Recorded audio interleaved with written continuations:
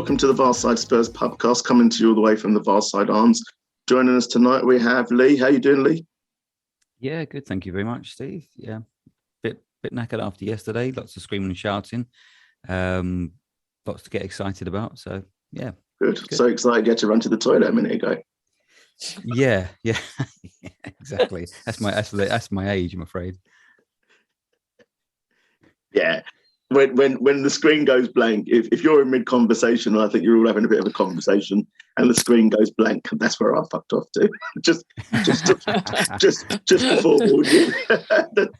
Just to forewarn you. So anyway, we're also joined by Rich. How you doing, Rich? All right, mate. How are you? Yeah. I'm good, mate. I'm good. You're sounding a lot better this week. We can hear you in Technicolor. And yeah. I've got more speakers and more screens in front of me than I've got brain cells in between my headphones, mate. Bloody hell, that's a lot of TV then, isn't it? I was going to say, you must be in NASA or somewhere, fuck's sake. or in the Hadron Centre or whatever it's called. I don't know. Is it CERN or whatever? I don't know where the fuck it is. Anyway, moving on before I make a complete arse of myself. Also joined by Sarah. Sarah, how you doing, mate? Yeah, I'm good, thank you. Recovered from my very hefty hangover on Sunday. Feeling relatively normal. Yeah, I mean, I do like the look you're rocking. You reminded me of who's the character out of Star Wars. I mean, apart from the fact that obviously it's dark. Normally it's dark and like yours is grey. Who's that guy that comes like with like the the Siths, isn't it? Is it the Sith? One of the Darth Sidious or something like that, isn't it? Yeah.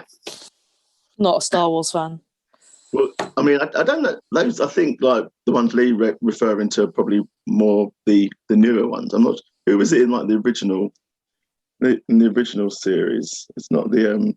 There was some old guy with his face all sort of like fucked up and everything. That's Andy. Hey, don't dig at Andy just because he's not here. Don't dig at Andy. We can dig at Andy because he's not here. Because he's the first one that listens to it. He will listen to it as soon as it says it's recorded. He'll listen to it, so he'll be straight on to you. 9 in the group. Yeah. He'll be straight on to you about 11 o'clock tonight. Like, Lee, you bastard. It's really sweet, Steve, that you stuck up for him so quickly. That's bromance there, isn't it? There wasn't even a beat. Well, just because he's not here, really, Well, those two things on his fingers that where he's obviously had, Steve, you've had your fingers patched up, right? That's where Andy broke his fingers last time for dissing him. Yeah, no. It looks like Andy on his jumper on the left, or Steve's right. If you have a look, it looks like Andy. Yeah. Yeah. This is my Home Alone jumper. Right. Yeah, definitely Andy on the left then. Just as long as there's no more dead bodies, Steve. Love you, Andy. That's definitely Jamie, isn't it? Yeah. Should we? It's going to be a bit awkward. A bit awkward when it turns out that he doesn't actually listen to it, and he's not going to mention this at all. Well, and Andy definitely does, but Jamie won't have a clue. So it's cool. If you were gonna have a go at anyone, it should have been Jamie because he don't listen back, so it's fine. Anyway, okay, let's crack on. So, but before we talk about the men's, we've got two women's games to talk about. Spurs had an unbeaten week in the women's football, 3-2 win against Coventry in the Continental Cup. That puts us through to the quarterfinals, I think, if I got that right. Seemed to be 2-0 up and cruising, and then nearly threw it away. Blooded a few younger players by the looks of it. And it looks like that's how we've been doing the previous rounds in the Continental Cup, because I think they played lower league teams in the other rounds. And now it's probably getting a bit more serious, but yeah, so that looks quite good. And then yesterday they played Everton at home, managed another win, and that took us back above United, who had an earlier kickoff and won, so kept us back in third. I saw the goal today. It was quite a good finish from Jessica Naz, I think her name is. Good finish, keeps us third, doing well. it's good things to be cheerful about, positive. I think we need to try and score more than one goal per game, though. I think we seem to win by one and then try and keep it tight or whatever. We looked a bit of a shambles in the highlights to start off with, and then got our act together. So, good stuff for there. So that's all good. So on to the men. How many of you were like thinking, like, we obviously had the message in the chat, but I literally left it as late as possible to leave on Sunday because I thought that there's a distinct possibility that it's going to be called off. And I then listened to, I think, one of the matches. So I listened to, I think, Radio 5 Live just because on the route, because I thought, well, the best chance of me knowing that the game has been postponed is if I'm listening to another match of football and where they'll announce it. So I was pleasantly surprised to get all the way to the ground and park up and still had no knowledge of the game being called off. So it was good. I was very pleased. So, Rich, did you go? Did you watch it? No, you listened to it, didn't you? You listened to it on the old transistor. Yeah. On the old radio, yeah. I was sort of, giving you that different perspective. Medium wave radio in a tin shed. So I caught about every third word. Who were the commentary team? Is it Alan Green? Oh, I can't actually remember, to be honest with you. It was a romantic day for me yesterday. I'll have to say, right, yeah. So it was the 10th anniversary that I was with my now wife, and so I spent the day putting all new suspension on her car for her, being the old romantic that I am. So I can't remember the finer details of who was commenting on the game because I was too busy swearing at a 20-year-old Audi at the time. Nothing says romance like fixing your wife's suspension, does it? Well, That's not a euphemism either. So no, it's like my mother always used to say. I'm not really much of an ornament, so I have to make myself useful. Oh, that's a bit harsh. I mean, you've definitely got that Kevin Keegan vibe going on, as we discussed. Yeah. Anyway, so team was announced, and as we said, we just kind of said earlier, we'd had discussed the Paul O'Keefe tweet where he kind of did the predict Conte, and so I'd like to say when the team was announced, it was a real surprise that that we had Winks and Dembele and Dele named as the three midfielders, but it wasn't because we knew, because O'Keefe had tweeted that it was going to happen. So, but apart from that, were you surprised really with the lineup, and were you surprised that he actually managed to get someone wrong in the lineup by predicting that Reggie was going to start and actually it was Sessegnon? It was a nobody's perfect moment, wasn't it? A rare deviation from 100% accuracy for the boy there. I mean, to be honest, with everyone, with the illness and sickness, and there wasn't an awful lot to choose from.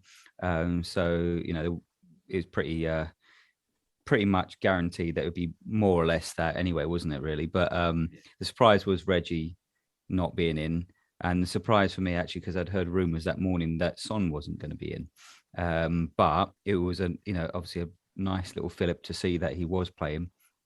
But I think looking at that team, first of all, my heart was filled with horror seeing that Winks and Dembele were in the midfield, and I thought, oh Christ. And then when I looked at their team, I thought,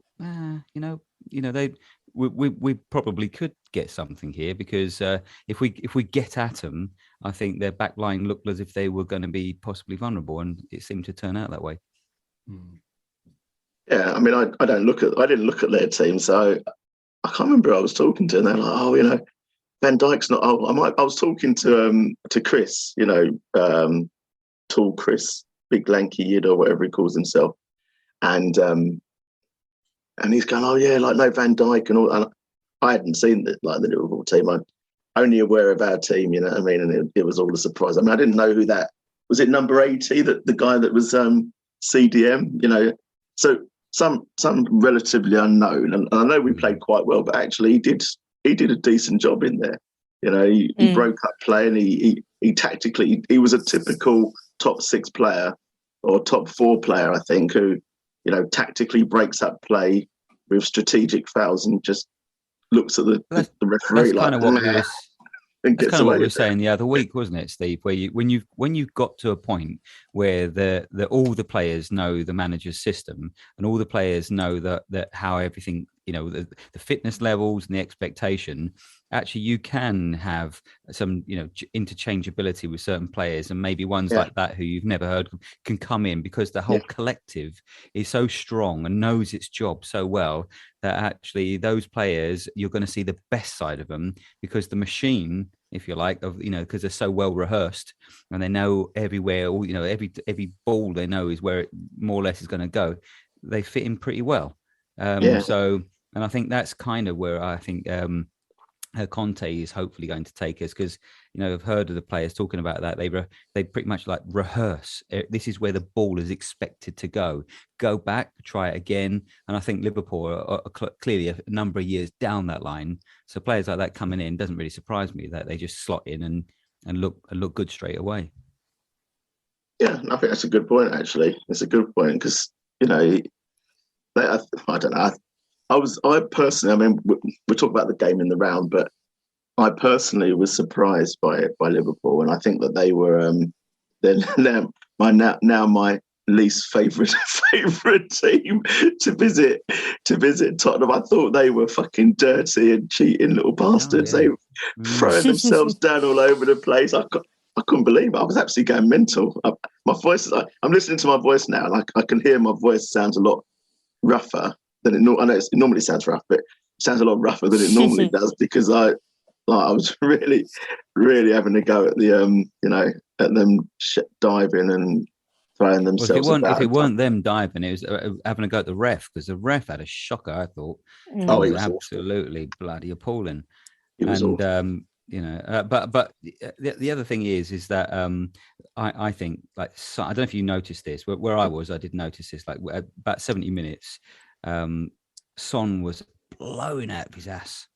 You know, he looked absolutely exhausted, and I think, well, obviously you know, not only has he been working them hard, but clearly we realised that the only way we're going to compete with this team, because they are so fit as well, is that we have to match them. We have to match them up in that energy and that commitment to the game.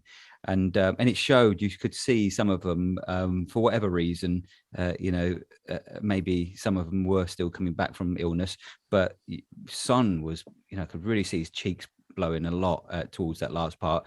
And actually, this afternoon, I saw a comment from him saying that he couldn't run anymore by the end. But that's good, right? I mean, that, you know, he's, because Conte's asking him, "You've got to suffer. You've got to suffer."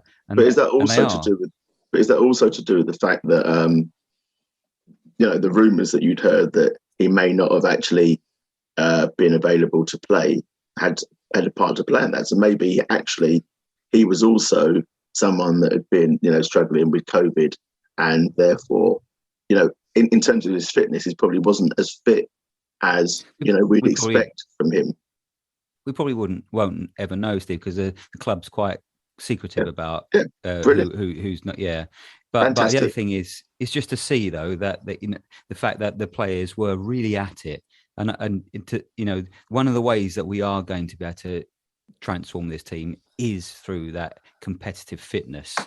It'll overcome a lot of issues, and looking at and trying to match up against Liverpool. Clearly, we're not quite yet in near them, but if you hope to get a result, which we did, but we could have won it.